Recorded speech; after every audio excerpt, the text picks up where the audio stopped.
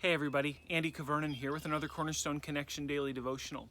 One of the things that I'm watching happen in our culture, and this isn't actually anything new, but it's being highlighted here given recent current events, is this movement towards one side or the other on whatever given issue that we have. There's a bifurcation or a binary approach to dealing with issues, and we're seeing that play out. There's a big decision going to be made today or soon in the Wisconsin Supreme Court that'll have bearing on a lot of people in a lot of ways. And now I'm not here to tell anybody what to think about that. Frankly, I don't even fully know what I think about that.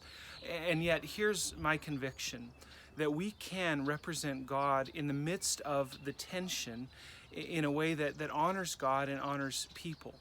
And see, I think we tend to have, just like we kind of crawl to one side or the other of an issue and we sort of put our stake in the ground, we tend to have this idea that we have to be either bold, and that includes a brazenness and a brashness that we think we need to communicate with in order to get our point across, or we need to be broken. We need to be meek and mild and just sit back and not say what we're convinced of. Well, I find a great example in Scripture, again in the person of David. I've been reading a lot in the Psalms, that's no secret, on the Cornerstone Connection, and I've been watching David wrestle with really difficult issues in the latter part of his life. And I came to a text today that I think will encourage you in terms of how to function in a God-honoring way amidst what we're seeing as difficult things, maybe injustice, maybe hardship. And here's what David writes in Psalm chapter 38, verse 17 and following. He says, "For I am ready to fall, and my pain is ever before me. I confess my iniquity. I'm sorry for my sin. But my foes are vigorous, they're mighty, and many are those who hate me wrongfully. Those who render me evil for good accuse me because I follow after good. Do not forsake me, O Lord. O my God, be not far from me. Make haste to help me, O Lord, my salvation."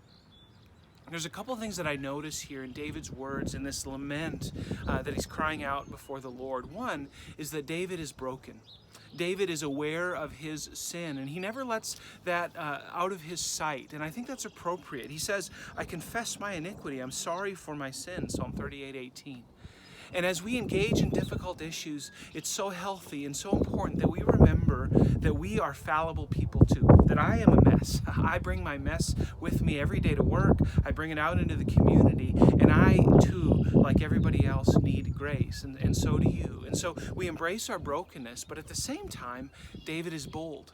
David cries out, he says, "Lord, my foes are vigorous, they're mighty, and many are those who hate me wrongfully." He's not afraid to speak his mind to the Lord. And I love this combination that David demonstrates of brokenness and boldness. And church, I think that's beautiful. I think that's biblical even, that we can be broken and we can be bold at the same time. And so my challenge to you is, as you're considering what you're convinced of these days, how can you and how can I be both bold and broken at the same time? How do we do that?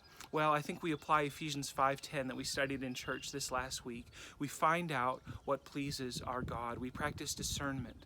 How do we do that? Well, we get in His Word. And we let His Word convince us and convict us of the things that are true in our world. We get down on our knees in prayer. We consult with other godly people. And then we follow the desires of our hearts as God puts them on us. But in that order, we go to His Word, we go to prayer, we consult godly people, and then we follow the desires of our hearts as we're led by the Spirit. Church, we can be bold and we can be broken at the same time. And as we are, let's represent Christ to the world around us. God bless.